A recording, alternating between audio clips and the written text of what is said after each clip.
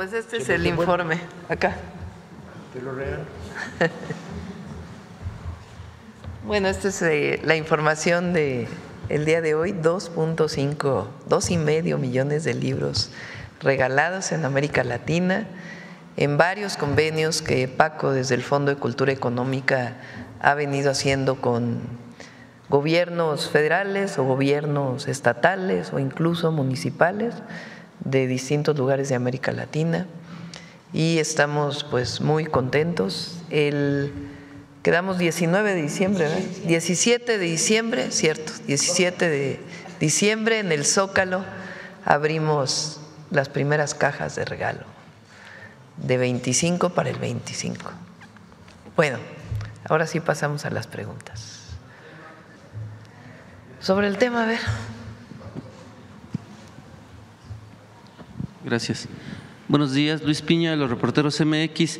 Preguntarle sobre esta cantidad de libros y sobre los acuerdos que mencionó Paco Ignacio, pues también próximamente también en elecciones en Argentina, dependiendo de lo que salga, ¿podría reavivarse ese pacto con el gobierno o se podría acercar usted al próximo gobierno para ver si puede hacerse un pacto general con el gobierno de Argentina? Que conteste Paco. Afortunadamente dependíamos no del gobierno federal argentino, que se negó a entrar en la operación cuando tomó el poder Milei, sino hicimos el pacto con el gobierno de la provincia de Buenos Aires, que ya tuvo elecciones y las ganó hace mes y medio. Entonces el resultado de las elecciones del domingo no altera para nada el proyecto ya. Por otro lado, también sobre el mismo tema, como comentaste, pues es para jóvenes, adolescentes, hasta 30 años, decías. En este ámbito, pues ya se utilizan mucho pues las plataformas digitales. ¿Podría ser posible que estos libros los puedan descargar también? No, queremos que lean papel. Queremos que además tomen el libro en su mano, lo lean y lo rolen. A la larga va a haber digitalización, pero eso significaba pedir permiso extra a los autores y decirle: te voy a editar 100,000 ejemplares de tu libro, pero además lo dejo abierto en digital. Y nos hubieran dicho que no, los herederos o las agencias literarias o las editoriales, porque les matas el libro. Aquí se lo matas casi, ahí lo matarías de completo. Muy bien, muchas gracias. En otro tema, Presidenta, ayer se reunió con el presidente de… Cada libro tiene un convenio de cesión de derechos de autor. Si el autor ya falleció, pues es con quien se quedó con pues, la propiedad o la responsabilidad de los derechos de autor. Entonces, un trabajo muy impresionante que ha hecho Paco, porque es el permiso para poder donar, regalar los libros, y al mismo tiempo pues todo el trabajo de convenios con muchísimos gobiernos pues que permita este esfuerzo extraordinario, que al mismo tiempo en muchas ciudades de América Latina estemos regalando libros a partir del 17 de diciembre. ¿Podría decirse, o algunas personas en la oposición podrían decir que es parte como para llevar a las izquierdas a los jóvenes? ¿Usted qué podría decir ante ello? Pues es la recuperación de la literatura de cierta época. Y sí, hay muchos de estos libros pues que hablan de temas que es importante que se conozcan. Sí. En otro tema, Presidenta, ayer se reunió con el presidente ejecutivo de Scotiabank. ¿Cuáles son los acuerdos a los que llevaron? ¿Qué fue lo que platicaron? ¿Podría darnos un poquito más detalle de ello? Más que acuerdos son muchos empresarios, o no sé cómo se diga, en inglés es CEO, en español es presidente de los consejos de administración de distintas empresas.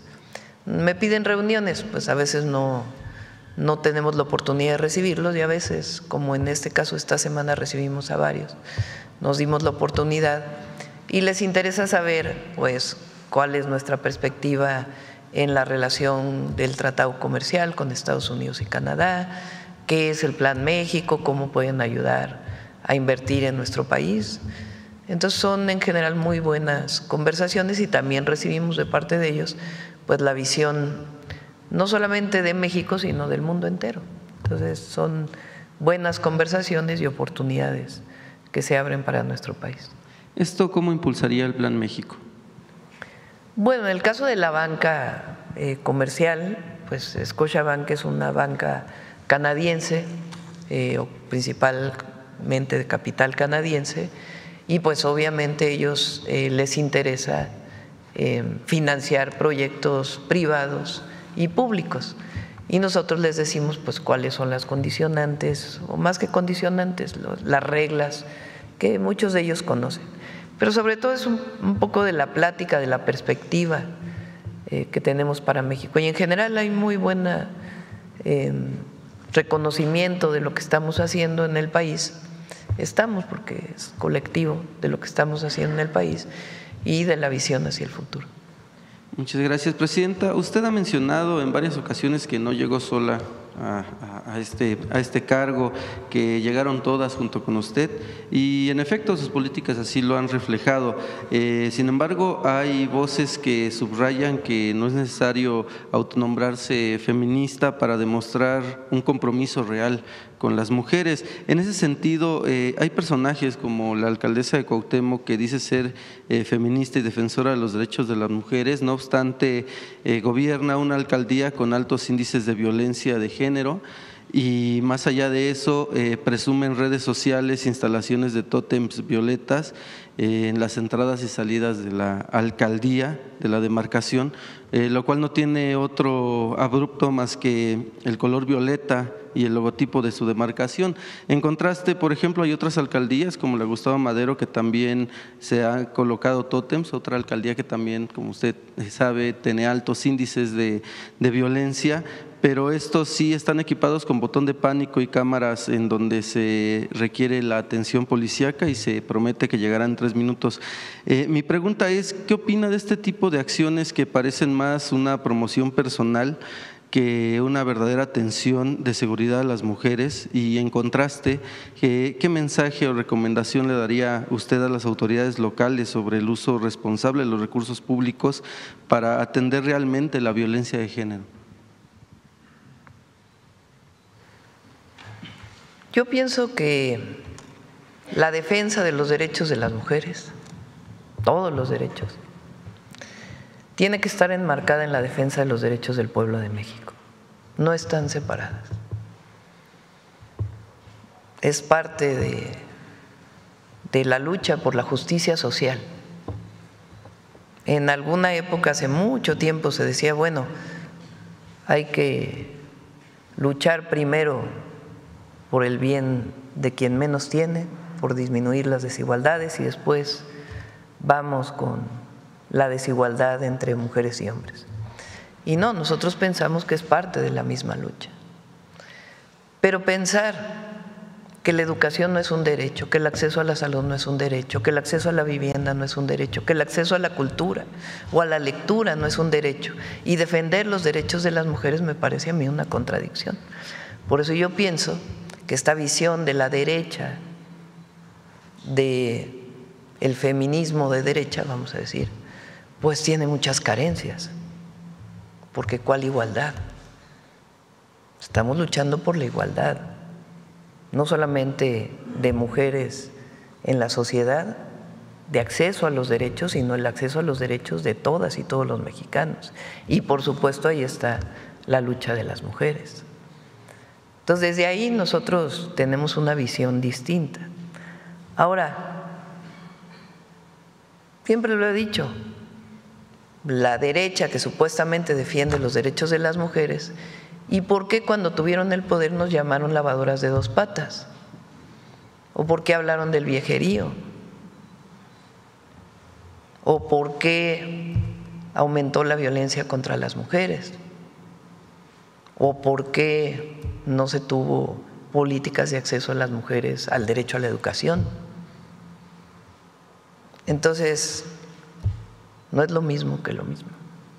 Sí hay diferencias en la visión y en la concepción nuestra de los derechos de las mujeres en el marco de la justicia social.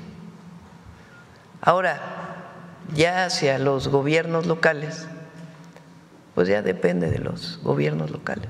pero hacia las mujeres es muy claro, en las mujeres mexicanas. ¿Por qué no se reivindicaban a las mujeres indígenas? Porque en el fondo hay mucho clasismo y racismo. Entonces es una visión distinta. Y sí, llegamos todas. Quien no se siente incluida, pues es un asunto personal. Pero llegamos todas. ¿Y por qué lo asumo así? Pues porque es la lucha histórica de las mujeres mexicanas. Por último, y en temas culturales, pues usted ha utilizado la política cultural para reconstruir el tejido social. Un claro ejemplo, por ejemplo, en la música con México Canta, pues ha sido un éxito en ese sentido. Sin embargo, también cómo proteger pues los derechos de los músicos, puesto que actualmente con las plataformas digitales pues se encuentran muy desprotegidos. Por ejemplo, en sus ganancias, si 1 kilo de tortillas valiera 21 pesos con 89 centavos, una banda requeriría 391 reproducciones para poder comprar 1 solo kilo de tortillas. En ese sentido, pues tienen que irse a géneros pues más reproducidos en las plataformas, estilo pues los corridos tumbados, que a pesar de que han bajado, pues sigue teniendo gran popularidad. Mi pregunta es cómo impulsar pues esta protección hacia las músicas, los músicos, y qué políticas públicas podría hacer su gobierno pues para que permita pues no dejarlos en el abandono. Muchas gracias. Claudia. Tocaya. Muchas gracias. Pues justamente en el marco de México Canta, que se trabajó con toda la industria, los independientes, pues hemos estado trabajando mucho de manera simultánea justamente en el tema que estás tú tocando, que tiene que ver con la compensación de las escuchas en las plataformas, que es algo que nunca se ha pagado. Entonces nos hemos reunido, hemos tenido un diálogo abierto importante, hay muchos avances y la presidenta ha tenido todo el respaldo, y más adelante estaremos anunciando cuáles son esas medidas, y lo interesante es justamente que la industria está organizada y que estamos trabajando por los compositores, por justamente estos talentos que no tienen esa recaudación, y que en las plataformas se descarga mucha música que no se paga. Entonces, ese tema es fundamental, y justamente en el marco de México Canta es uno de los trabajos que estamos haciendo. El concurso fue muy relevante, pero también es importante impulsar una política pública que los respalde, como lo que estamos haciendo de inteligencia artificial, de doblaje, que se tuvo conversación con el gremio, que estamos avanzando en un ajuste justamente en ese sentido, con consejería, como lo indicó la presidenta, y todo el tiempo estamos en mesas de trabajo abiertas pues con los artistas, sobre todo en el reto que tiene que ver con la tecnología. Entonces, más adelante lo estaremos comentando. Por supuesto que hay una estrategia y todo el respaldo. Mismo caso con el doblaje, también ya tenemos próximamente anuncios. Muchísimas gracias por tu pregunta, muy pertinente. Gracias, presidenta. Vamos. A ver, ¿quién más? A ver, Alma, ¿quién más preguntado hace rato?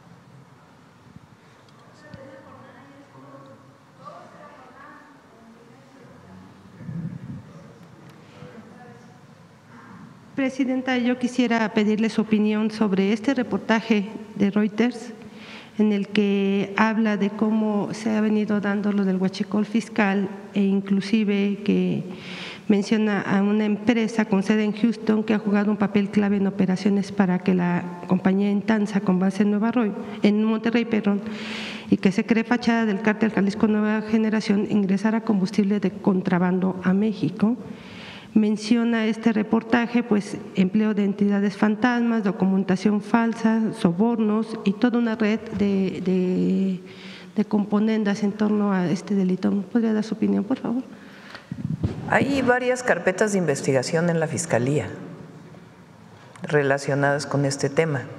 Algunas ya fueron presentadas al juez para obtener las órdenes de aprehensión, otras tendrá que informar la Fiscalía, pero sí hay empresarios estadounidenses en las carpetas de investigación, porque no se puede explicar que venga combustible de Estados Unidos a México y que entre de manera ilegal, que ya es bastante menos, eso es muy importante porque a partir pues de la investigación que se hizo, de las detenciones que ha habido y de la vigilancia mayor que se tiene en aduanas, y además eso lo vemos en el incremento de ventas de gasolina directo de Pemex o incluso de las propias empresas que importan de manera legal el combustible, ha disminuido de manera importante, pero sí hay carpetas de investigación. Entonces, repito, no se podría explicar cómo entra de manera o entraba de manera ilegal o entra todavía en menores proporciones combustible ilegal y que no tuviera alguien del otro lado. De hecho, Estados Unidos también lo mencionó y tiene también investigaciones, el propio Departamento de Justicia. Entonces sí hay carpetas de investigación en la Fiscalía. En particular este caso, ¿usted lo conocía? El que menciona Reuters, sobre estas empresas coludidas. Hay casos, no sé si esté relacionado este caso con el que ya de las carpetas de investigación que ya están en la Fiscalía. La Fiscalía pues también hace sus propias investigaciones, pero lo cierto es que sí había un vínculo. Usted, Presidenta, ¿sabe cuántos o hasta dónde está llegando la investigación que está llevando a cabo el Ejército en este tipo de… Ya tiene que informarlo la Fiscalía. Bueno, por otro lado, quisiera preguntarle, un tribunal federal revocó la protección otorgada por un juez a TV Azteca para no pagar más de 580 millones de dólares que le debe a tenedores por deuda emitida en Estados Unidos. ¿Cuál es su opinión? Es una resolución que está en la Ciudad de México.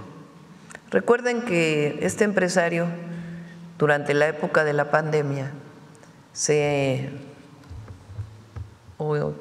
no sé si es exactamente un amparo, no lo creo porque no es federal, hace un recurso jurídico a un juez en la Ciudad de México para decir que por la pandemia no está en condiciones de pagar sus deudas en Estados Unidos. En aquella época le dan razón y empresarios estadounidenses abren un arbitraje en México de por qué opina el Estado mexicano referente a esto. El día de ayer, digamos que lo que hacen es revisar nuevamente el caso y decir, pues no, ya no tiene razón, sí tiene que pagar, porque una cosa es la pandemia y otra cosa es ahora. En pocas palabras, ese es seguro va a sacar al rato un tuit diciendo que no es cierto, pero ese es el informe que nos dieron de lo que está ocurriendo. Todavía tiene otros procedimientos también en los tribunales de la Ciudad de México. ¿Y cree que corran la misma suerte? ¿Perdón? ¿Cree que corran la misma suerte? Pues tienen que resolver en los siguientes días, semanas, sobre este tema. De resolver en sentido contrario, pues entonces ya no es válido, digamos, la controversia, el arbitraje ¿por qué? Porque ya se resolvió de parte de estos juzgados. ¿Ya tiene fecha para la cita con los acreedores? Estamos esperando a que se resuelva este tema, a ver cómo resuelve el Tribunal de la Ciudad de México para tener esa reunión. Le pedí a la Procuradora Fiscal y al Secretario de Hacienda pues que sean ellos quienes atiendan a quienes nos pidieron esta reunión. Por mi parte, solo preguntarle su opinión también. Bueno, pues hay un nuevo frente en el Pacífico, bombardea a Estados Unidos a 2 supuestas narcolanchas. Finalmente es el Caribe, es Latinoamérica. ¿Usted qué opina de toda esta embestida? Si México tiene también que tomar alguna protección en particular. ¿Qué opina de todo esto, por favor? Bueno, pues obviamente nosotros no estamos de acuerdo. Hay pues leyes internacionales de cómo tiene que operarse frente a una presunto transporte de droga de manera ilegal o armas o en aguas internacionales. Y así lo hemos manifestado al gobierno de Estados Unidos y públicamente. Está bien calificativos como los que se han estado utilizando últimamente entre presidentes, el calificativo que usa el presidente Trump contra el presidente Petro, ¿está de acuerdo en ese tipo de lenguajes? Pues cada quien tenemos nuestras formas de enfrentar, digamos, algún debate internacional, ¿no? O en la relación con Estados Unidos. Nosotros hemos elegido, en primer lugar, la defensa de nuestros mexicanos, de nuestros compatriotas en Estados Unidos, y hemos elegido, defendiendo nuestros principios, nuestra soberanía, un esquema de diálogo franco con el gobierno de los Estados Unidos, buscando un acuerdo. Esa es, digamos, la manera en que nosotros hemos trabajado, sin renunciar nunca a nuestros principios de soberanía, libre determinación y autodeterminación del pueblo de México. Incluso modificamos la Constitución para fortalecer el sentido de soberanía en el artículo 40 de la Constitución frente a cualquier intervencionismo o injerencismo. Pero bueno, pues cada presidente tiene su estilo, ¿verdad? Entonces nosotros hemos establecido ese mecanismo. Presidenta, perdóneme que añada una pregunta más. Últimamente el Congreso pues ha estado en mucha controversia, que si festejan bailes, que si un diputado se va a jugar pádel y así está votando, en fin. Usted ha hablado en otras ocasiones, en otros momentos en cuanto a la oposición, pues que hay que tener sensibilidad. ¿Lo mismo haría en este caso para la Cámara de Diputados? ¿Qué es exactamente? Pues que en este momento de la emergencia y que estamos viendo que en el Congreso, pues, por ejemplo, hay diputados que están jugando mejor, como el diputado Cuauhtémoc Blanco, que se va a jugar pádel y que a través de que lo definan los diputados. Y también pues en la Cámara de Diputados que están haciendo bailes. Lo dije el otro día, que los diputados pongan sus reglas. El otro día me preguntaron si estaba de acuerdo con que siguieran reuniéndose a distancia. Pues que lo defina la Cámara de Diputados, ¿no? ¿Cuál es su manera de trabajar? Gracias. Vamos a ver, la compañera, y luego vamos para acá.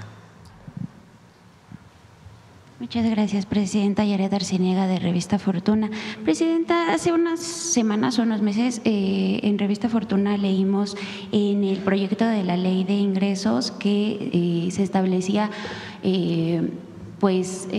algunas, si había donaciones por parte del sector editorial, se habría de reducir algunos pagos de impuestos. No sé si esto se salvó en la ley de ingresos, y preguntarle a Paco Ignacio cuáles fueron las características también para seleccionar estos libros que se van a regalar, y por qué no se incluirían más autoras mujeres dentro de esta selección. Paco.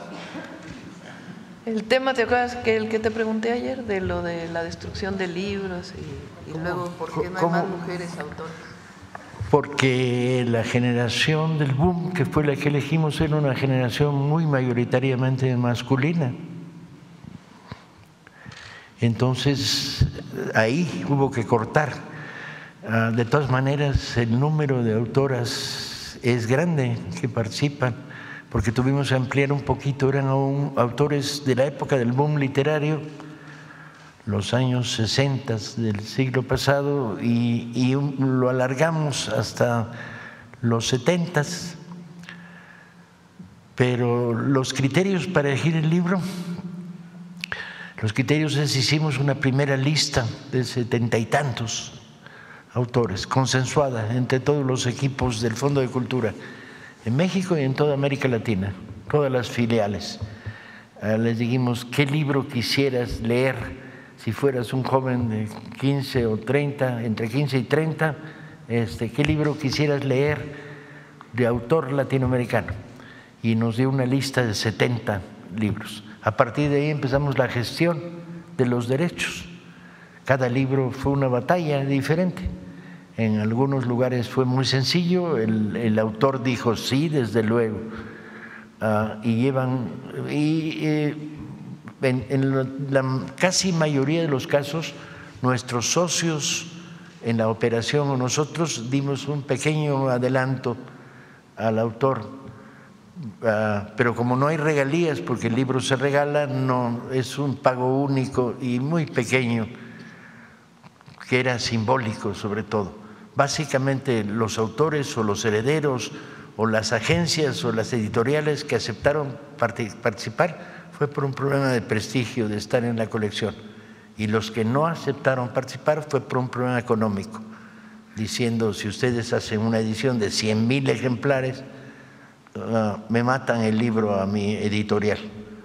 Y dijimos, no, eso no es así y esta no es la experiencia, ya lo hicimos en 25 libros que sacamos en 21 para el 21.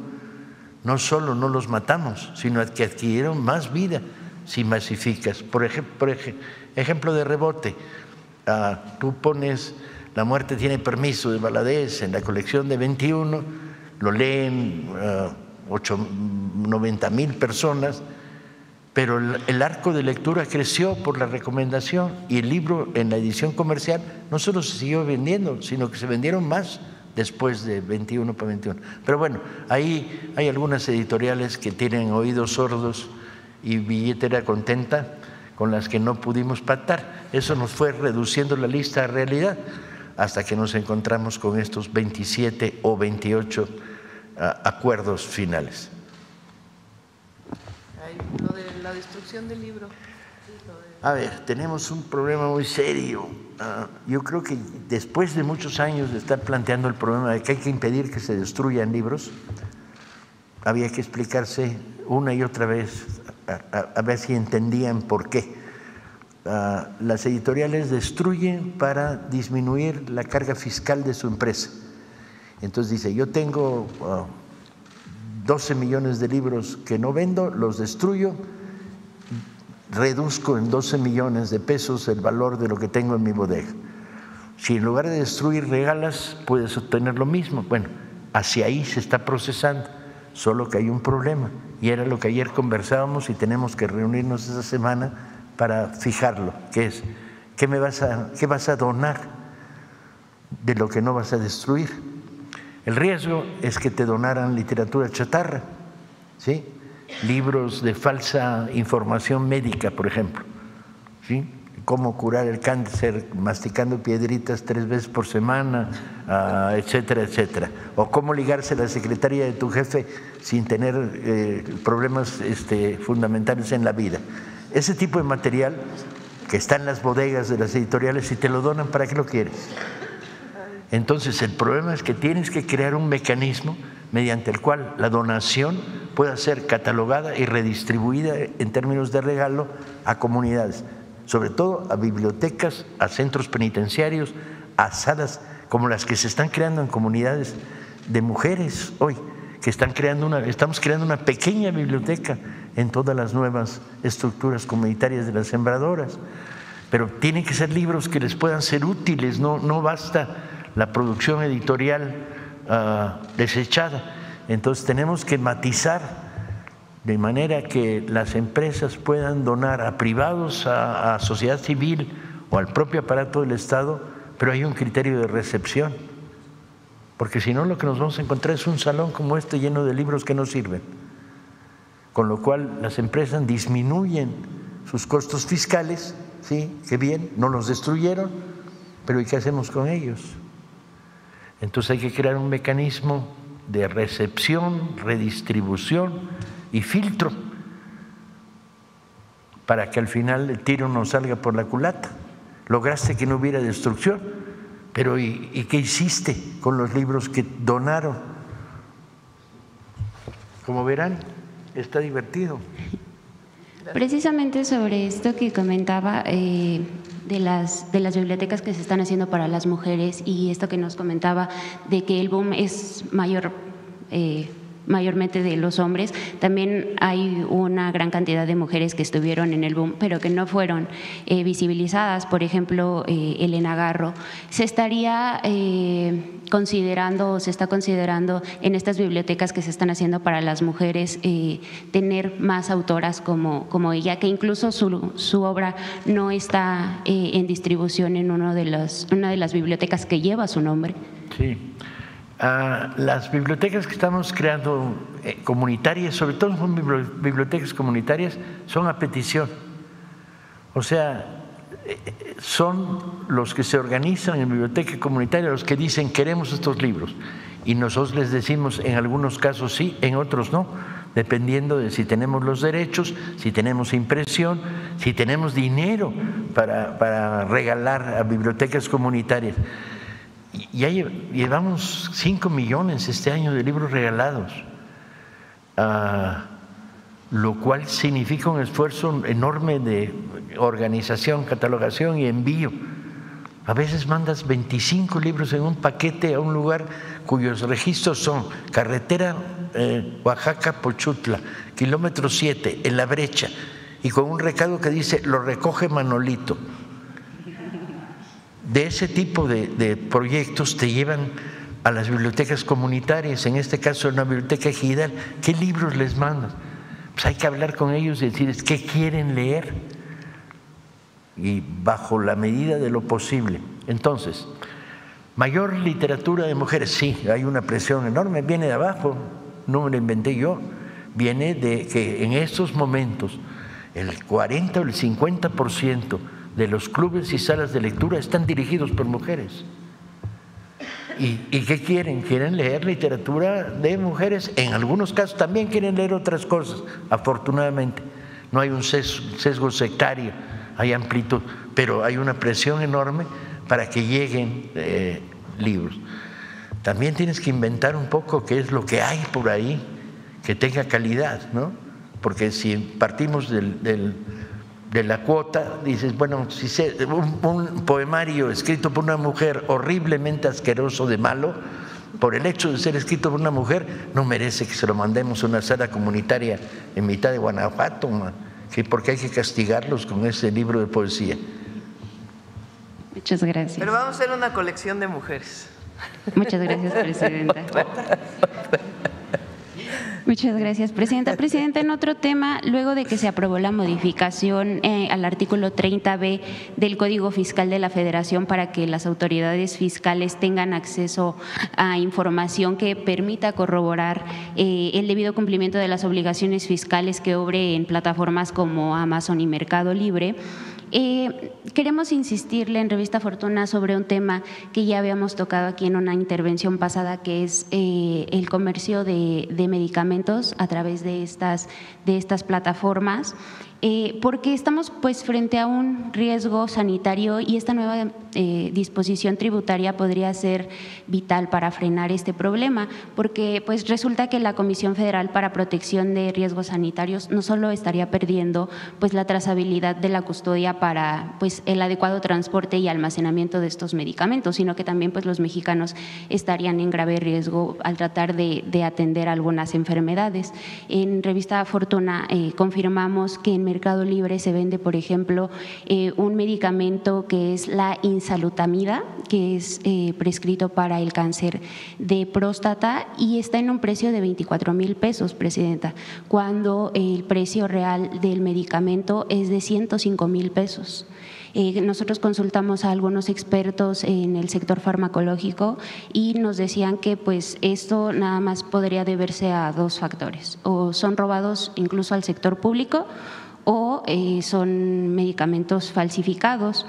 Presidenta, también los expertos nos comentaban que pues, o sabemos que la COFEPRIS forma parte de este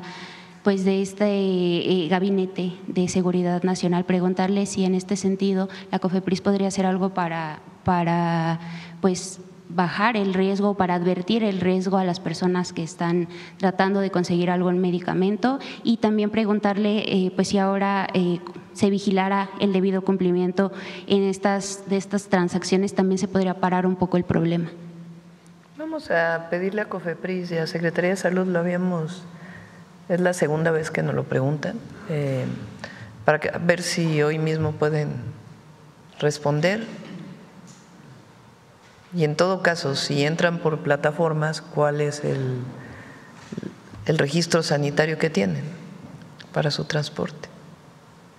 Muchas gracias, Presidenta. Y por último, Presidenta, ayer varios medios dieron a conocer que la Comisión Reguladora de Energía, la CRE, aprobó con 4 votos a favor y 1 en contra un permiso para proyectos de expendio al público de petrolíferos a Eratech Combustibles SADCB para la estación ubicada en Sinaloa, que también está pues acusada de estar presuntamente vinculada con el cártel de esta zona. El único comisionado que votó en contra fue Luis Zapata Linares, que también en 2021, en abril, el 29 de abril de 2021, en una sesión que es pública, a la que cualquiera puede tener acceso, dijo que había verificado que la empresa Eratech Combustibles aparecía en la lista de la OFAC por operaciones sospechosas. Lo revisamos, ya no existe la CRE, ahora se llama Comisión Nacional de Energía. Pero ellos fueron los que le dieron la autorización a la TEC. ¿Habría alguna investigación contra los comisionados que votaron a favor de darle? Vamos a ver por qué, primero si lo aprobaron y segundo… Está en una sesión pública, aprobaron ellos a favor, un voto en contra. Pues que hoy conteste la Secretaria de Energía. Muchas gracias, Presidenta. ¿Quién más? Vamos a ver. El compañero de Sonora, que hace rato que no pregunta, y estaba ayer aquí enfrente. Breves, una pregunta para que más pregunten. Bueno. Buenos días, Presidenta. Demián Duarte, de Sonora Power. Bueno, evidentemente hay un tema que es muy importante. Mire, en Sonora usted sabe que el asunto del agua ha generado pues mucha polémica. Afortunadamente, en las lluvias recientes del huracán Raymond nos dejó pues mucha derrama de lo que es agua suficiente, decía el gobernador, para los próximos 2 años, un fenómeno similar al que ocurrió aquí en la cuenca del Cutzamala. Bueno, y lo que tiene que ver con las presas subieron de niveles que teníamos de menos del 10% y subieron hasta niveles del 40%, lo cual es muy importante para nosotros. Este contexto llega justamente en medio de una discusión que evidentemente usted ya tomó nota de que hay fuertes presiones políticas, muchas mentiras, muchas verdades a media alrededor del plan hídrico que usted está planteando para atender el problema de la falta de abasto de agua para Hermosillo. En este caso hay muchas presiones políticas, muchos intereses que se han estado involucrando en este asunto, en donde usted ha anunciado que se van a invertir 7.500 millones de pesos en este proyecto. Un asunto muy importante, un asunto muy relevante para nuestra ciudad y para la región de la cuenca del río Sonora. En este contexto también está el tema de la falta de remediación en que ha incurrido Grupo México, que usted sabe es responsable de la contaminación de esa cuenca. En ese sentido, yo le quiero preguntar, Presidenta, pedirle que por favor nos ofrezca más detalles de lo que usted está planteando, lo que usted está promoviendo para este proyecto hídrico de gran envergadura que se plantea, porque hay mucha confusión. Y cuando hay confusión, lamentablemente, pues las mentiras ocupan los espacios que tienen que ser de debate público, y esto pues ha generado justamente situaciones como las que ya se vieron aquí en la mañanera, de que hay quien dice que usted quiere imponer un proyecto, que es puro cuento lo de la consulta pública y demás. Entonces sería importante que nos dieran muchos más detalles. No sé si pueda convocar a Efraín Morales para que ofrezca los detalles técnicos al respecto y los alcances que tiene este asunto en particular. En Sonora hay 2 proyectos.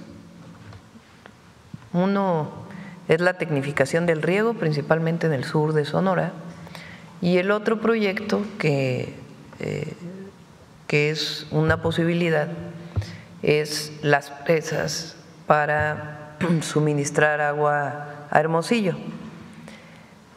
Ha habido en efecto personas que se oponen a la construcción de las presas. ¿Qué fue lo que planteamos desde Conagua junto con el gobernador?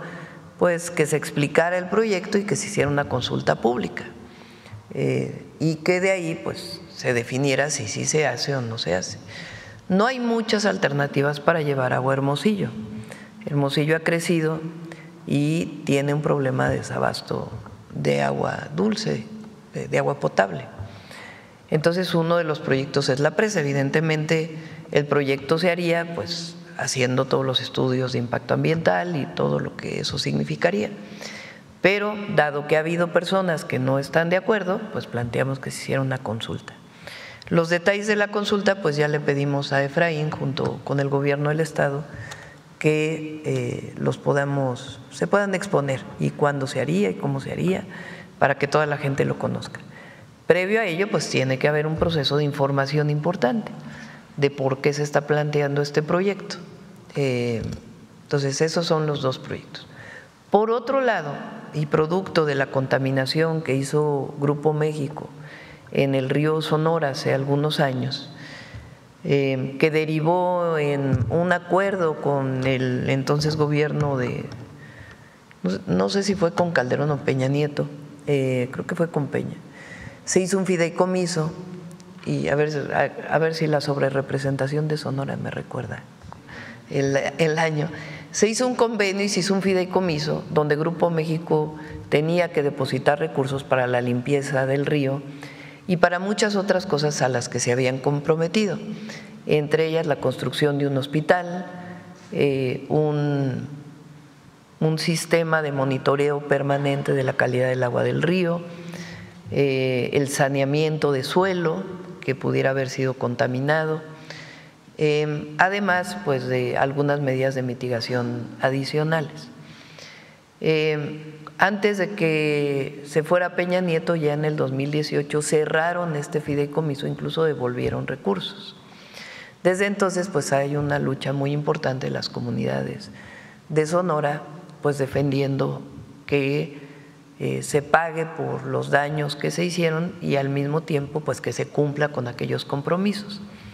Para ello hay una mesa de trabajo en donde está la Secretaría de Gobernación junto con otras áreas del Gobierno de México, en donde está Semarnat, está también Secretaría del Trabajo,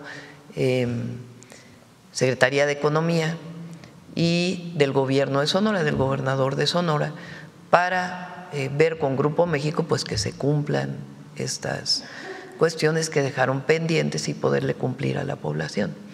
Se sigue en esta mesa de trabajo, todavía no hay un acuerdo que se pueda mostrar a la población, no es nada cerrado, no es nada oscuro, sino sencillamente que cumplan con lo que se comprometieron. El hospital, el laboratorio, las pruebas permanentes que tienen que hacerse a la población, en fin, varios temas que están planteados ahí. Lo que nosotros decimos pues es que se cumpla con cada una de los planteamientos que se hicieron en su momento solicitados por la población. Y va bien la mesa de trabajo y ya que tengamos un acuerdo, pues la idea es presentárselo a la población y decir pues van a invertir la empresa tantos cientos de millones de pesos para poder resarcir aquel daño y al mismo tiempo cumplir con el compromiso que hicieron. Son esos tres temas relacionados con el agua. Además, están los planes de justicia y particularmente el plan de justicia con el pueblo yaqui. Se hizo un ducto de agua muy importante y ahora se va a entrar al proceso de tecnificación del riego agrícola para que sean mucho más productivas las tierras. Sí, cómo no. Fue en tiempos de Enrique Peña Nieto, en agosto de 2014, cuando se dio este derrame, y de hecho se formó un fideicomiso por 2,000 millones de pesos, de los cuales se regresaron alrededor de 979, si tengo el dato exacto, pero incluso hay una queja de los pobladores del río Sonora al respecto. Mucha gente que ni siquiera vivía ahí recibió dinero de ese fideicomiso. Es inexplicable que se haya regresado, puesto que no se terminó con el trabajo de remediación.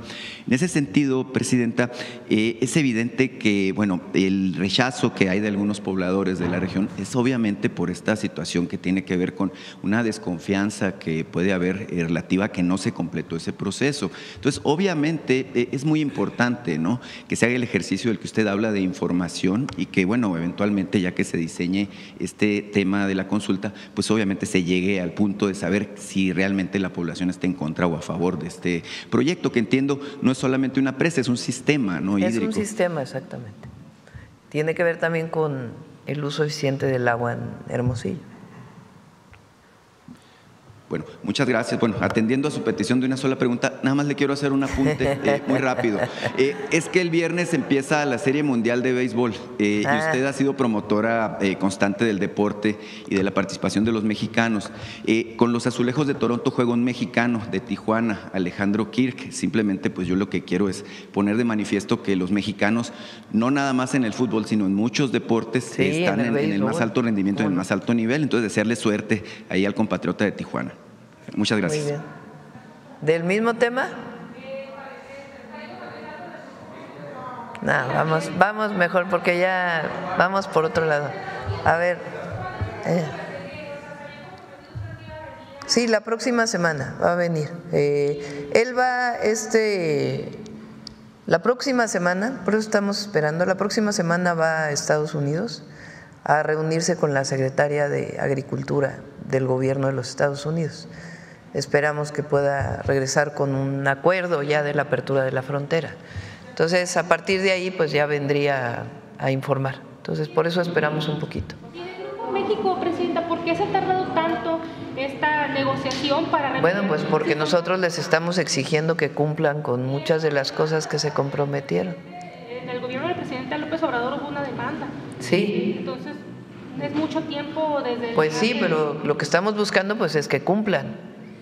Entonces nosotros, por eso es el tiempo de…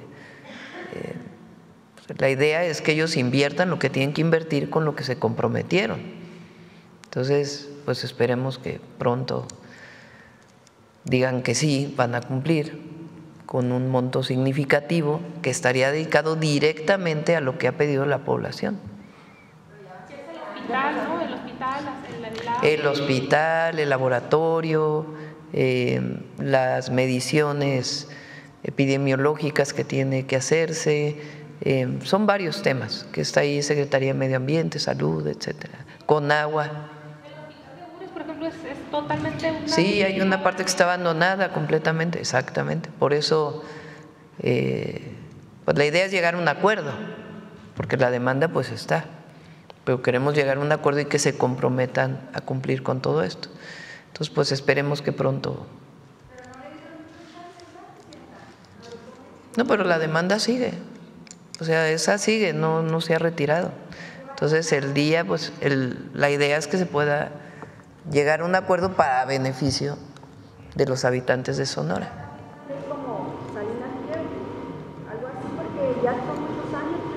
Pues sí, es cierto, tienes razón. Entonces tienen que cumplir. Sí, tienen que cumplir y esperemos que pronto podamos pues darle esa noticia al pueblo de Sonora. A ver, de Poza Rica. Gracias, Presidenta. Olga Ojeda Lajud, corresponsal de Diario del Istmo, Imagen de Veracruz, del corporativo Imagen del Golfo. Presidenta, recientemente hemos estado publicando el seguimiento en Poza Rica y en la zona más afectada de Veracruz, que bueno, pues ha habido ya irregulares en el manejo de precios. Por ejemplo, un huevo que regularmente oscila entre 45 y 50 pesos se está vendiendo ahora en Poza Rica en 250 pesos. Entonces, pues hay quienes dicen que pues ya se desató la especulación, definitivamente. Queremos saber de qué manera su gobierno va a asegurar que comerciantes sin escrúpulos… Ya la Profeco ya está enviando brigadas a todos los lugares, bueno, no brigadas, inspectores, a todos los lugares en donde hay especulación increíble, la verdad, que en medio de una situación así haya quien se quiera aprovechar. Primero, las despensas están ayudando mucho. Vamos a dar al menos 2 despensas. En cuanto reciben su apoyo económico, tienen un vale para la despensa y van y lo recogen en la distribución que tienen Secretaría de Marina y Secretaría de la Defensa. Y al mismo tiempo la Profeco ya está enviando inspectores a distintos lugares porque no puede ser esta especulación y menos con la alimentación. Exacto, menos con la crisis. Y también otro tema de Veracruz, se han reportado varios múltiples derrames y altos niveles de contaminación en varios ríos de Veracruz, incluyendo el Tuxpan, Coatzacoalcos y el Cazones, y en estos momentos en el Pantepec. Estos incidentes involucran principalmente hidrocarburos de Pemex y descargas industriales de aguas residuales. Queremos saber si ya le han reportado esto y si se tomarán medidas para el saneamiento de estos ríos. Sí, Pemex, particularmente el último, el de Pantepec, ¿verdad? Sí. Ayer fue el viernes que vino la fuga, el viernes de esta semana. A partir de ahí Pemex de inmediato cerró las válvulas, pero de todas maneras hubo una salida importante de hidrocarburos. Y están 3 empresas contratadas especializadas para el saneamiento del río. Está Secretaría de Marina, está pues el área logística de Pemex, estuvo ayer el director de Pemex para verificar que en efecto se estén haciendo todas las medidas, primero en el río y después en el manglar, en las orillas del río se va a hacer todo el trabajo. Y se tomaron medidas también para cerrar la salida de agua potable de esta zona. Se están enviando pipas particularmente a Tuxpan y se están tomando todas las medidas. La razón o la causa, que de todas maneras tiene que haber una investigación de acuerdo con todas las reglas de Pemex, es que hubo un deslave que no ocurrió justamente el día de las lluvias más fuertes, sino que ocurrió después y a partir de ahí vino esta fuga. Pero de todas maneras pues se tiene que analizar las causas y se están tomando todas las medidas para controlar esta contaminación. Qué bueno, digo yo ahorita que usted va a Veracruz, podrá supervisar tanto lo de los precios. Estoy enterada desde el sábado, bueno, desde el viernes. Sí, hasta las imágenes, ¿no? Ya anoche ocurrió y después pues enterada y pues supervisando que realmente estén tomando todas las medidas necesarias para que muy pronto esté todo el proceso de descontaminación. Muchas gracias. Y ya por último, Presidenta, en el municipio de Olutla, en Veracruz, hay un grupo de personas que se organizó como guardias comunales para autodefenderse porque dicen que existe un incremento en delitos y muy poca presencia de policías. ¿Cómo toma su gobierno del surgimiento de estos grupos de guardias comunales o autodefensa? ¿Se podría considerar esta región particular para reforzar la presencia de seguridad? Vamos a revisar exactamente qué está pasando y le pedimos al Gabinete de Seguridad. Muchas gracias. Gracias. Vamos. ¿Quién más? A ver, aquí el compañero. Gracias, Presidenta. Muy buenos días a usted y a todos mis compañeros. La primera, Presidenta, tiene que ver con lo que se presentó ahorita por parte de Paco Ignacio. Habló algo muy importante, pero no me presenté. Juan Fierro, del periódico tiempo.com.mx y puentelibre.mx de Ciudad Juárez. Le comentaba que nos planteaba, en este caso Paco Ignacio, acerca del esfuerzo que se está haciendo para que los jóvenes tomen un libro. Sin embargo, también una de las cosas que se está utilizando mucho por parte de los jóvenes y que influye mucho en este problema es el uso de las pantallas, los celulares, las tablets. Ya se han hecho por parte de algunos países e incluso en algunos estados esfuerzos para prohibir el uso de esta tecnología en las escuelas. Aquí mi pregunta, Presidenta, es si usted coincide o si ya ve necesario el prohibir las tablets o celulares en las escuelas, precisamente para evitar pues alguna distracción diferente a estudiar, pues. Más que distracción, hay un problema asociado a las redes sociales y lo que le llaman scrolling, no sé cómo se dice en español, el que esté uno pasando todo el tiempo, que salió en TikTok primero y luego en otras redes sociales, que uno ve 3 segundos y después le sube a la pantalla digitalmente y viene otra imagen y otra imagen y otra imagen y otra imagen. Y hay muchos estudios del impacto que esto puede tener sobre todo en los niños o las niñas y los niños y en los adolescentes. Por un lado. Por otro lado, todo el tema de la búsqueda del me gusta, la necesidad de aprobación a través de las redes sociales en competencia con otros usuarios, más muchas otras cosas que tienen que ver con patrones de belleza, con patrones que se han impuesto a lo largo de los años. Entonces tenemos un grupo de trabajo donde está la Secretaría de Educación, jóvenes, está la Secretaría de Ciencia, porque incluso relacionado con lo que ocurrió en el CCH Sur, pues tiene que ver con muchos fenómenos que se están dando. No es masivo, es particularmente en las ciudades más grandes, pero sí tenemos un grupo de trabajo para ver pues qué medidas pueden ayudar a evitar. Y una de ellas puede ser limitar el uso de los celulares en las escuelas, que se está revisando, pero otra pues tiene que ver con otras promociones, que es justamente de lo que se trata el 25 para el 25 o de México Canta, que lo que hacen pues es promover la lectura. Paco tiene, ¿cuántos dijiste ayer? 48,000. Ajá. 24,000 clubes de lectura.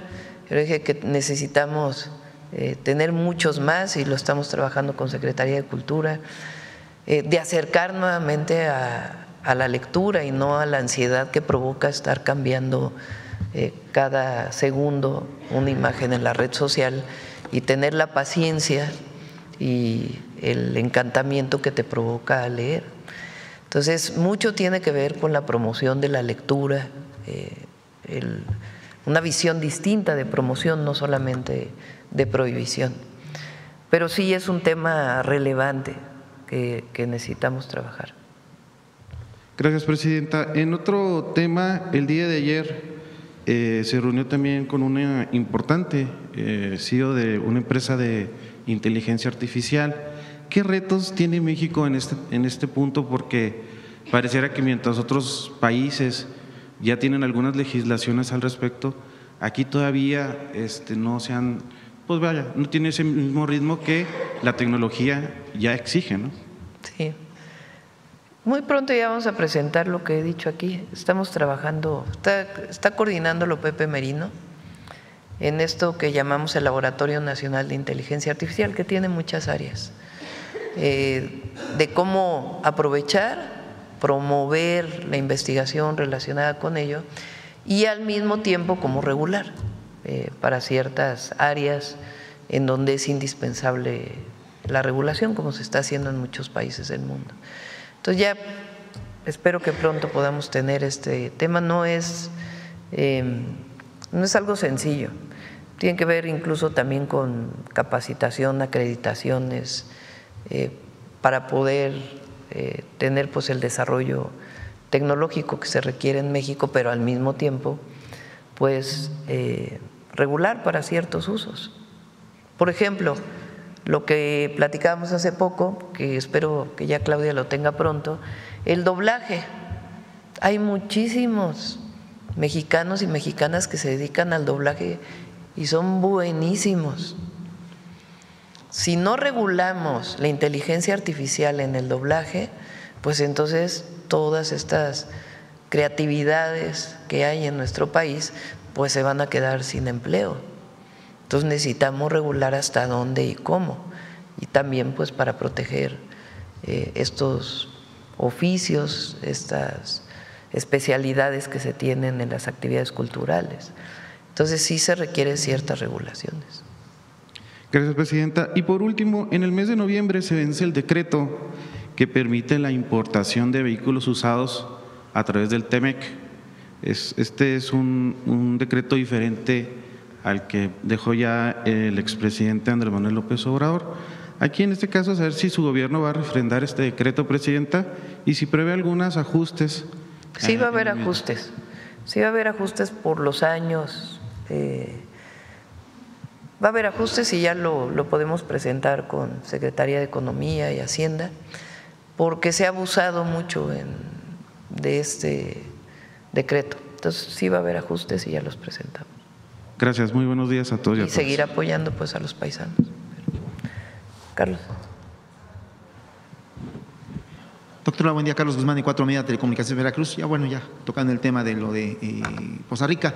Pero yo me quiero enfocar de inicio, pues aprovechando que está Paco Ignacio aquí, el tema de cultura, comenzar con ese tema. En el caso de la cuestión de que una persona aprenda a leer, usted seguramente lo va a saber también, Paco Ignacio, no tanto implica el que se tenga acceso a algún libro, sino es la forma en la cual se tiene acceso a los contenidos.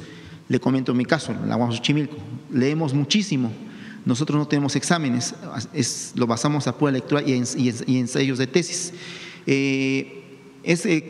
Tomando este ejemplo, comentarle a don Paco si planean una estructura o utilizar lo que decía aquí el compañero del TikTok o las nuevas tecnologías para acercar la lectura básicamente a los chicos que están pegados, como decía el compañero, a la tableta, están pegados a la televisión, a las series de Netflix.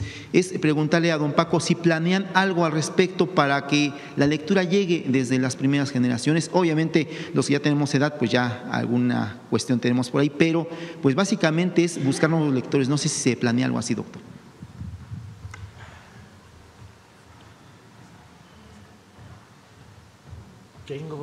Tengo que confesar que yo hago TikToks habitualmente y que uno de los grandes elementos que estamos generando no es la batalla contra el celular, sino la batalla contra la frivolidad en el celular y usar que a través del celular llegue un cuento, llegue la poesía, o sea, tratar de utilizar los desarrollos tecnológicos y el área de diversión de un adolescente, convertirlos en áreas creativas. Donde más hemos tenido éxito es entre los niños. Hay cientos y miles de clubes de lectura dedicados a infancia, porque la reacción es casi inmediata. Y estamos trabajando en lógicas de colaboración con enseñanza básica, con el INEA, porque el problema es donde encontramos núcleos alfabetizados, el problema es que leen después de haber sido alfabetizados. Y entonces hay que tratar de encontrar materiales.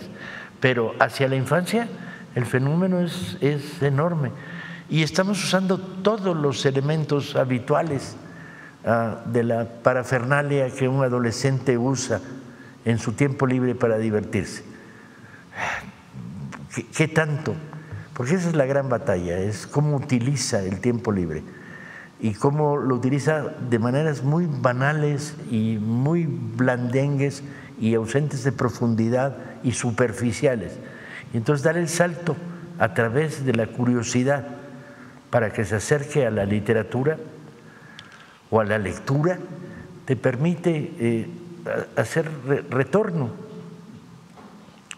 El gran problema es si están dándole un celular durante 20 minutos, si son capaces de identificar un poema de Garcilaso y jalárselo, o simplemente están informando que acaban de cruzar una calle y en la esquina. La batalla contra la banalidad en el consumo del tiempo libre del adolescente. Y ahí la batalla es volver a llevar de una manera provocadora el mensaje. Leer es muy divertido. Leer no es aburrido, leer no es terrible, leer no es castigo, leer no es examen. Es un universo diferente. Leer es apasionante, leer es divertido, leer es revolucionario, leer es transformador. Y ese mensaje tienes que llevarlo de maneras muy provocadoras, que es lo que estamos haciendo en todo el contacto que tenemos prácticamente todos los días con comunidades de jóvenes en escuelas. ¿Funciona? Sí, a veces ganas batallas, a veces estás trabajando para un sector que tiene cara de palo, le entra por este lado y le sale por este y no le queda nada en medio. Incluso hay una técnica en el adolescente para generar cara de palo, que es así, y impedir un fenómeno de comunicación, bloquearse ante esto, bloquearse. Y tienes que tener mucho cuidado, porque si desarrollas proyectos autoritarios, fracasaste. Si llegas con un mensaje de tienes que leer, tienes que… No, un adolescente lo peor que le puedes decir es tienes que, sale corriendo por la misma puerta. Tienes que llegar con métodos muy provocadores y hemos usado todo, desde llegar a una normal para decir los que han leído a Neruda ligan más y se hace un silencio en la sala y de repente se oyen unos y al final escuchas una voz que dice: ¿qué dijo de Neruda? ¿Qué Neruda? Tienes que traer la provocación en el mundo adolescente para lograr curiosidad y reacción. Es bien complicado, pero yo diría que hemos avanzado muchísimo, muchísimo. ¿Cuántos muchísimo? Vaya usted a saber. Perdón por lo ecléctico, pero… Gracias, Paco. En segundo tema, doctora, ayer hubo la comparecencia de Omar García Harfuch en el Senado de la República. Tocó varios temas, entre ellos lo del tema que mencionaba usted de la FGR, que está en investigación del tema del huachicol fiscal en ambos lados de la frontera, pero algo que nos llamó particularmente la atención fue la respuesta que le dio a lo que es la oposición respecto a la estrategia de seguridad. Él mencionaba de que es, si no mal recuerdo, medible y plausible los resultados de la estrategia de seguridad. En este contexto me gustaría consultarle, doctora, ¿en qué puntos se podría reforzar lo que es la estrategia de seguridad de cara a lo que es el segundo año de su administración, doctora? Pues la estrategia está funcionando. La estrategia está dando resultados. Y el objetivo pues es seguir con los 4 ejes. Atención a las causas, ahí les comenté, lo vamos a informar ya pronto. Vamos a hacer más actividades para los jóvenes en algunos municipios en particular. Centros, les llamamos centros comunitarios de alto rendimiento México Imparable, en reconocimiento al México Imparable que fue presentado aquí por Lorena y Estrella. Vamos a recuperar una buena parte de las bibliotecas, pilares de los que hicimos en la ciudad, recuperarlos para distintos lugares de la República, y también el trabajo de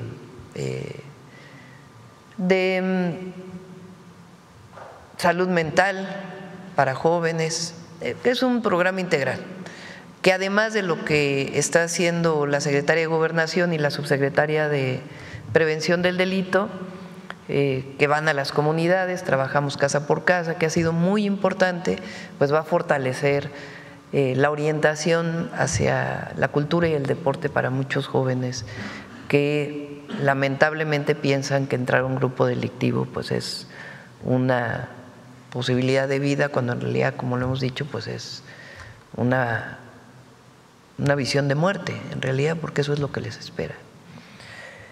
Entonces, la atención a las causas se va a fortalecer con este programa para jóvenes, y además lo que ya se hizo viral, que es una preparatoria cerca de la casa. Estamos con Mario recientemente y con Tania, que es la subsecretaria de Educación Media Superior. El próximo año vamos a construir todavía más preparatorias en el esquema de bachillerato nacional que hemos desarrollado. Ya lo van a venir a presentar. Entonces, atención a las causas. Segundo, la Guardia Nacional. Vamos a seguir fortaleciendo y consolidando la Guardia. Tercero, inteligencia y investigación, que es lo que nos ha ayudado también mucho el Sistema Nacional de Inteligencia e Investigación, que, como lo he dicho, se trata de fortalecer las carpetas de investigación para las detenciones o la judicialización de presuntos generadores de violencia, y también la coordinación. Entonces, esos 4 ejes han dado resultados y vamos a seguir con esos ejes de trabajo, la atención permanente en el Gabinete de Seguridad. A partir de noviembre vamos a ir a hacer los gabinetes de seguridad fuera de la ciudad, también a distintas entidades de la República. Entonces, está dando resultados, y cuando dice Omar que es medible, bueno, los homicidios dolosos han bajado en 30% en un año, y siguen disminuyendo. Nosotros que vemos todos los días los homicidios, después se hace un cierre en el mes por si hubo algún reporte que no fue, o algún homicidio que no fue reportado por alguna fiscalía, se cierra en el mes, pero yo estoy segura que octubre todavía va a ser menor el número de homicidios. Entonces vamos avanzando y atendiendo a la población. Entonces está dando resultados. No tiene nada que ver nuestra estrategia con la guerra contra el narco de Calderón. Ahora que quieren esta nueva, supuestamente el relanzamiento del PRIAN, porque son el PRIAN, aunque digan que no son el PRIAN. La guerra contra el narco no había judicialización de nada, todo eran ejecuciones extrajudiciales. Eso fue la guerra. La guerra quiere decir permiso para matar. Y eso fue lo que impulsó Calderón y eso es lo que nos llevó a años y años y años de incremento en la violencia y fortalecimiento de los grupos delictivos. Entonces, la visión del humanismo mexicano es completamente distinta. Es la atención a las causas y al mismo tiempo el cumplimiento de la ley, la cero impunidad. Y nos está dando resultados y va a dar todavía más resultados. Ya para no colgarnos mucho, dos temas que le quiero consultar, doctora, no preguntar, consultar. Que nos comente de la gira de este fin de semana, va a ser aquí en el centro del país, pero mucha gente tiene expectativas sobre un tema. El tren México-Toluca, el tren insurgente, que ya funcione. Hay mucha gente que viene de Toluca, de Sinacantepeque, de toda esa parte del Lerma, que hace hasta 2 horas en lo que es en el tráfico en esta parte. Finalmente, ¿se tendrá fecha después del recorrido que haga el fin de semana para que este tren funcione? A eso vamos no sé, el sábado o el domingo, ¿verdad? El sábado vamos a Hidalgo. Hoy hoy salimos para seguir atendiendo y revisando la emergencia. Vamos a Veracruz, mañana vamos a Hidalgo, el sábado vamos a Chalco. Vamos a tener una reunión en el Estado de México del programa de la Zona Oriente y vamos a inaugurar en Chalco la nueva sede de la Universidad Nacional Rosario Castellanos. Recuerden que en los 10 municipios me comprometí a una preparatoria más y una universidad. Entonces vamos a inaugurar la de Chalco en el Estado de México y el domingo vamos en efecto al recorrido de Santa Fe a Observatorio del tren El Insurgente. Y ahí la idea es que se inaugure en diciembre. Sin embargo, nos van a dar toda la información de las pruebas que se tienen que hacer. Ya la obra civil ya está terminada y están en obra algunos finales de la obra electromecánica y luego hay muchos detalles en los trenes que tienen que ver con señalización, con puesta en marcha de los sistemas de control. Entonces esa parte que tiene que garantizar la seguridad del uso del tren están todavía en la realización de pruebas. Entonces ya el domingo nos van a decir cuándo terminan las pruebas, pero sí, en efecto, la obra civil está terminada y hay algunos detalles en la estación y el recorrido pues ya lo vamos a hacer de Santa Fe a Observatorio. Y ya finalmente, doctora, usted cuando estaba como jefa de gobierno le consultaba mucho el tema sísmico. Usted impulsó la creación de la red ECOS, que ha funcionado muy bien en la cuestión de coordinación entre lo que es el Servicio Sismológico Nacional, el CIRES, todas las instancias que coordinan lo que es el tema de la alerta sísmica. Antier hablaba del tema de la alerta climática, que se va a buscar impulsar a través de esta plataforma que es, se le conoce como Cell Broadcast, usted la de conocer en el tema del inglés. Esta comenzó, si no mal recuerdo, en Israel con el tema de la cuestión de las guerras, pero se convirtió ahora a lo que es la alerta sísmica en México con el ingeniero Juan Manuel Espinosa del CIRES, que ellos la perfeccionaron, ahora pues obviamente la alerta climática, pero platicaba usted de esta alerta que podía ser a fines de año, que ya se tendrían celulares y la gente que la creó, entre ellos la gente de Pepe Meri nos comentaba de que se tienen polígonos, que básicamente se podría comprender en polígonos, haga de cuenta, si va a haber una afectación, lluvia importante en la Ciudad de México, en Iztapalapa, se alerta lo que es a los celulares que están ubicados en esa zona de Iztapalapa específicamente y al resto se le excluye por obvias razones. Es que nos hable un poco de esto, si es que le han comentado el desarrollo, cómo serían los polígonos que se van a trabajar y también a partir de, sería de diciembre, se pondrían en prueba, como se hizo alerta sísmica en 3 etapas, con la famosa alerta presidencial, que así se llama, no es que usted la… Sí, ya le van a cambiar el nombre. que usted hable o que diga se va a llamar así. No, es un protocolo internacional. Que nos hable un poco de eso, doctora, porque es muy importante este tema para evitar cosas como lo que pasó obviamente en Veracruz, en esa zona de la Huasteca. La alerta por lluvias o por ciclones o por fenómenos meteorológicos tiene muchos retos. El reto tecnológico de avisarte en el celular, una vez que ya se hizo lo del sismo, no es tan complejo. Se podría hacer muy pronto, incluso en noviembre podría empezar a funcionar. Sin embargo, nosotros ya conocemos, pues la meteorología no es una ciencia exacta, son pronósticos, es la probabilidad de lluvia. Entonces es muy importante que el protocolo de qué mensaje mandas y cómo lo mandas esté establecido. Y también cómo mejorar los pronósticos. Entonces el martes tenemos una reunión con un grupo de científicos que nos van a ayudar a eso, porque tú puedes lanzar una alerta de que pues tú tomas medidas en tu vida cotidiana, si te dicen va a llover muy fuerte mañana, se esperan tantos milímetros y luego no ocurre. Entonces, ¿cómo mandas esta información? La probabilidad de que ocurra una lluvia es decir, el protocolo de lo que dices, cómo lo dices y la probabilidad que tenga de que ocurra, pues también tiene que ver con el mensaje que estás enviando, ¿verdad? En el caso de sismo, pues se envía una vez que ocurrió el sismo, como son las alertas sísmicas que hay en la Ciudad de México. Entonces, ese protocolo de qué va a decir el mensaje y cómo enviarlo, pues también es muy importante, no solamente el envío del mensaje. Entonces, eso es lo que está trabajando CONAGUA, el meteorológico, Rosaura Ruiz está en eso, y Pepe Merino, para poder establecerlo. Nuestra idea es que esto pueda estar a finales de este año, para que ya puedan empezarse a hacer algunas pruebas. Y en efecto, si así como está establecido por el meteorológico en qué polígono hay la probabilidad de lluvia, pues ahí se estaría informando. ¿Por qué es fácil hacerlo? Pues por las antenas de los teléfonos, que está establecido en ciertos lugares. Entonces, sí lo vamos a hacer, pero queremos hacerlo bien. Entonces, por eso se está trabajando. Hay un grupo de trabajo para eso. Bueno, ya cerramos. Hoy viene Mujeres en la Historia. Mujeres en la Historia, vamos. Aquí voy. Permiso, Presidenta.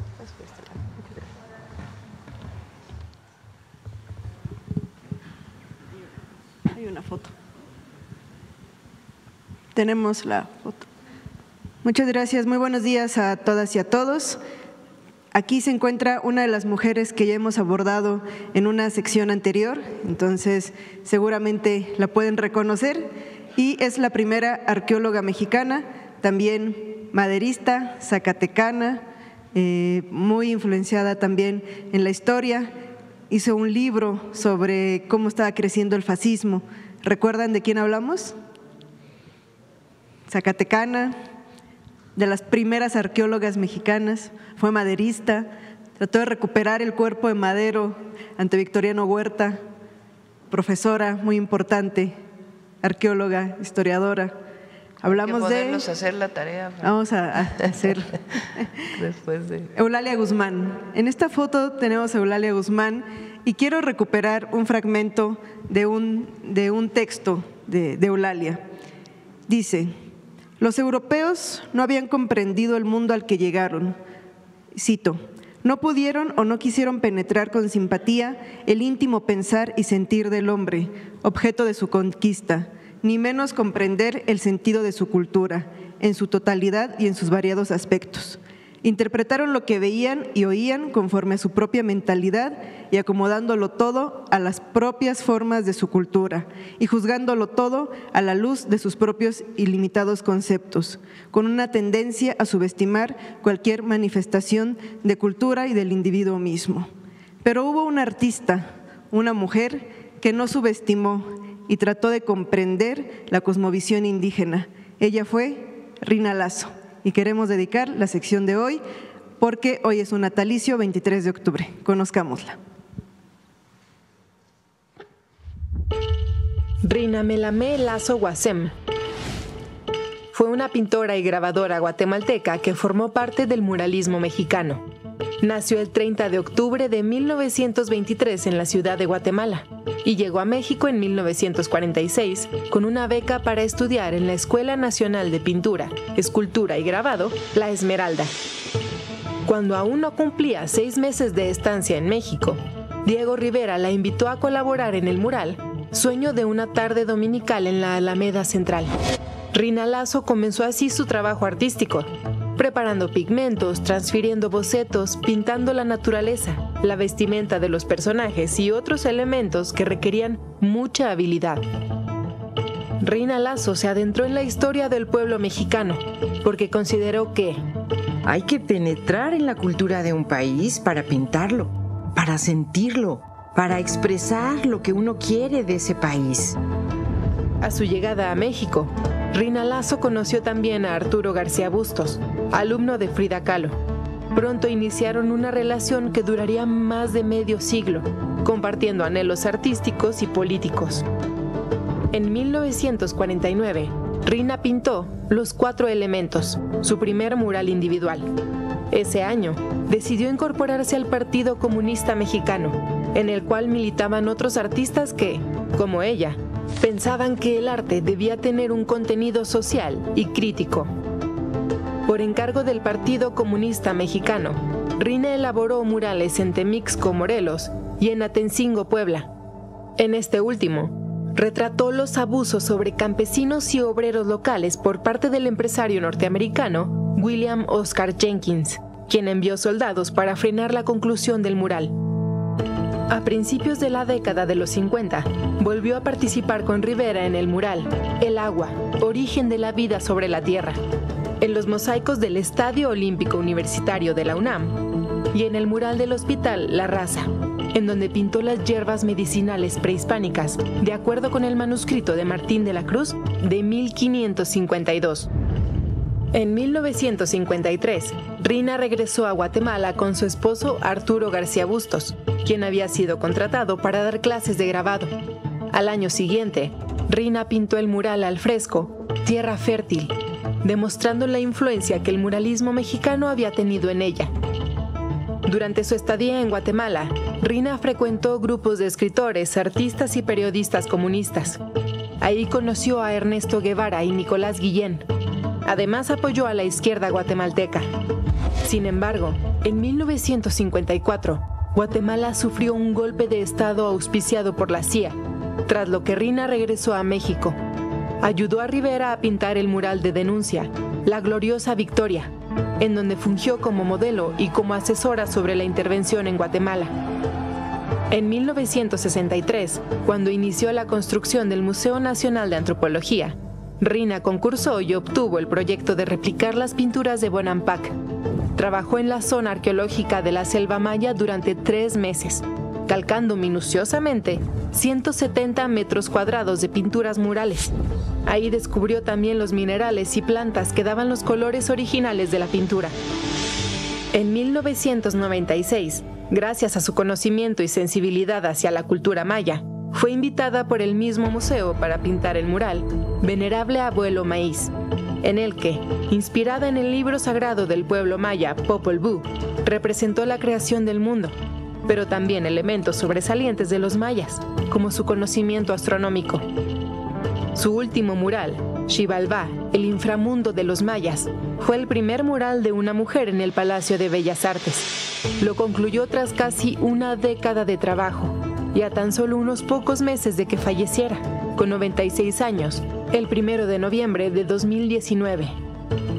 Rina Lazo se consideraba una artista mesoamericana. El ir y venir entre México y Guatemala a lo largo de su vida la ayudó a construir una identidad de raíces comunes, profundamente arraigada en la cultura maya. Fue, sin duda, una artista que conectó el pasado y el presente de un pueblo que ha trascendido naciones. Qué gran trabajo de diseño, son imágenes impresionantes, siempre a cargo de SPR. Y finalmente, recuerden que en la Sala Mujeres en la Historia contamos con una obra de Rina Lazo, así es que en su visita a Palacio Nacional también visiten la sala porque va a haber una imagen y un cuadro de Rina Lazo. Muchas gracias. Gracias, buen día.